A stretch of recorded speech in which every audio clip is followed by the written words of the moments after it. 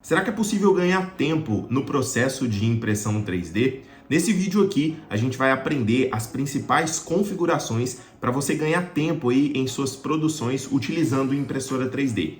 Basicamente, nesse mundo, existem três pilares fundamentais que você precisa dominar: a modelagem 3D, a otimização e o processo de produção. Entendendo esse processo como um todo, você consegue em cada etapa como essa identificar quais que são as melhores configurações para sua peça em 3D. Se você está aqui pela primeira vez, seja muito bem-vindo. Se você ainda não é inscrito no canal, se inscreva e também deixa o seu like aí, a sua participação nos comentários para fortalecer esse vídeo. No vídeo de hoje, pessoal, eu vou apresentar para vocês as principais configurações que eu utilizo aqui no processo de criação para minimizar tempo. Quando a gente domina essas características aqui, sobra mais tempo principalmente aí para estudo e novos desenvolvimentos de produtos. Pessoal, olha só, antes de começar esse vídeo aqui, eu vou mostrar para você o potencial dessas configurações aqui. Serão 5 configurações que a gente vai ver para conseguir otimizar esse tempo, tá? E o primeiro tempo que a gente tem aqui, ó, é de 9 horas e 28 minutos. Lembrando que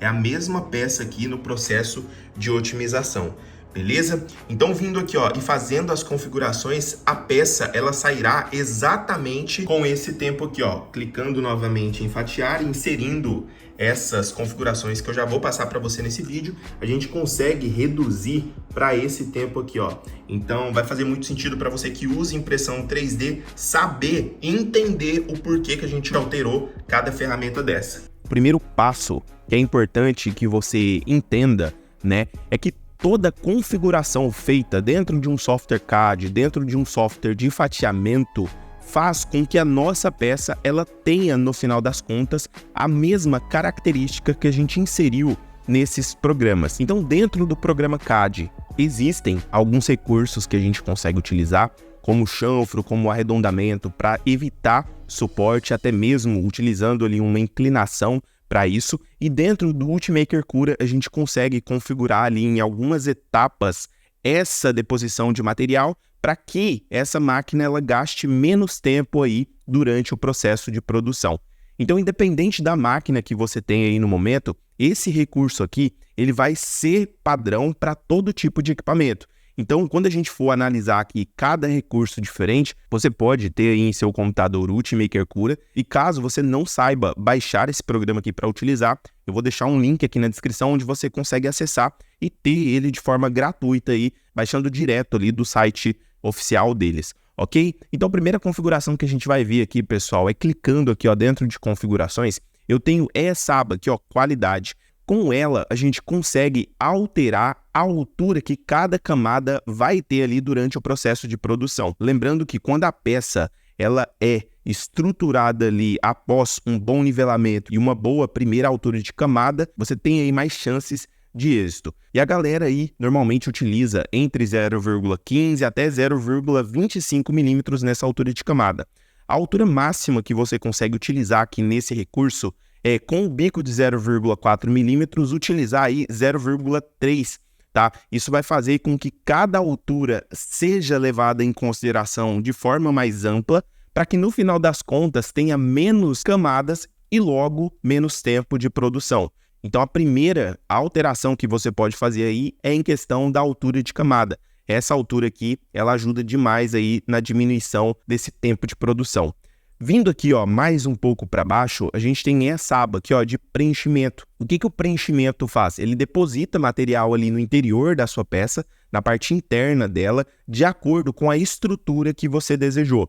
Então, tem o tipo grade, tem o tipo giroide, tem o tipo linha, tem vários tipos de preenchimento que, quando alterado dessa forma que eu vou mostrar aqui para você, não faz tanta diferença. Então, a galera normalmente aí utiliza de 25% até 35% desse preenchimento. E para minimizar isso, você consegue colocar aqui, ó, em 15% e deixar aqui o tipo grade, que é um tipo de preenchimento interno aí muito bom, principalmente para peças mecânicas. Então, além dessas configurações que a gente está passando aqui, é muito importante que você faça o teste final das suas peças para você verificar se ela continua funcional. É muito importante que, entendendo esses conceitos aqui e dominando o processo para você minimizar tempo, além disso, você precisa também fazer esses testes aí para ver se eles te atendem. Fechou? Então, o terceiro ponto que a gente pode levar em consideração aqui, ó, também é a parede, tá? O que são as paredes? Quando a gente fatia um modelo aqui, ó, e a gente tem 6 linhas de parede vindo aqui, ó, em pré-visualização,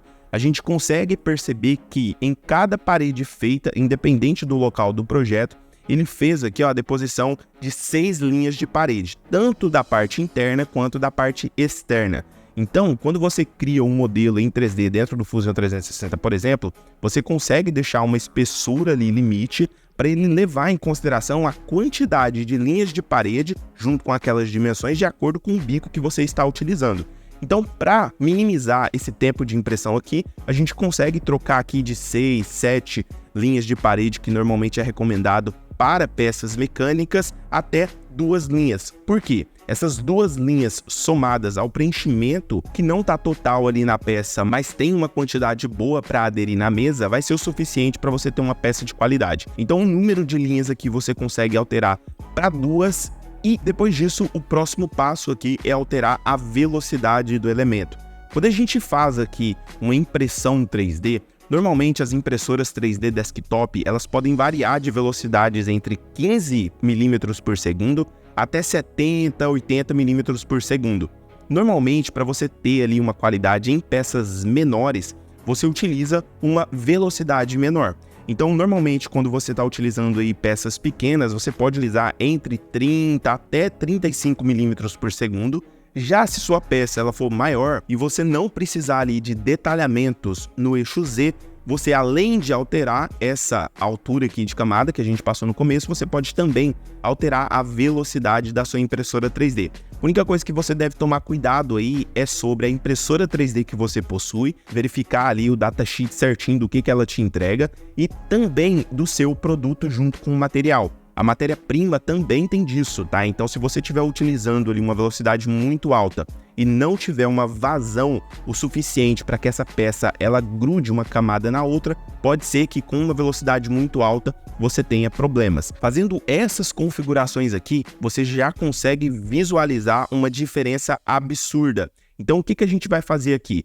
Com essas configurações que estavam antes, a gente consegue visualizar aqui, ó, que agora a gente ganhou um tempo considerável aqui, o que me permite, por exemplo, fabricar mais peças e desenvolver novos produtos a partir disso. Levando em consideração aqui o material que a gente está utilizando e também as configurações que eu acabei de passar aqui, você já consegue ganhar muito tempo em suas peças sem necessariamente perder a qualidade delas. Outra forma muito interessante aqui que a gente tem no ambiente de criação é justamente a alteração do modelo em 3D.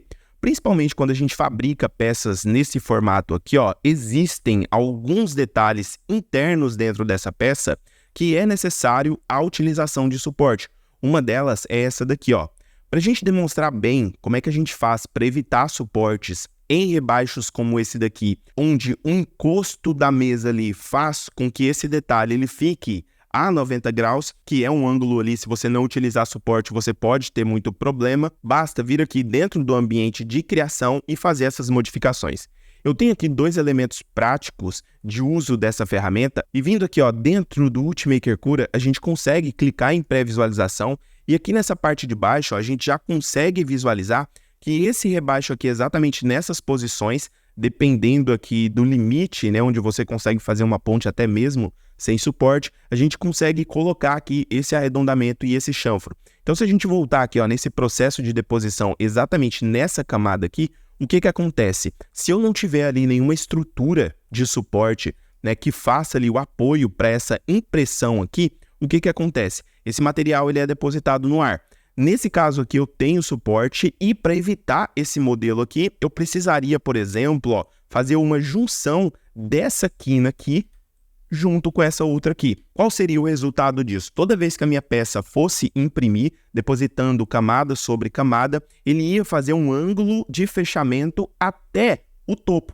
Isso não precisaria, por exemplo, de mais material nesse ambiente. Então, dentro do Fusion 360, aqui no canto superior central, eu consigo, dentro dessa aba aqui, modificar, selecionar a ferramenta aqui de chanfro ou arredondamento. Nesse caso aqui, ó, se a gente pegar a ferramenta de inserir, análise de corte, e clicar nessa face de cima aqui, ó, da mesma forma que essa peça ela vai ser fabricada, a gente consegue perceber que exatamente naqueles pontos que a gente falou ali atrás, né, eu vou precisar de suporte, a não ser que essa peça ela seja pensada e configurada aqui com os arredondamentos na parte de baixo e também o chanfro para que não haja o suporte.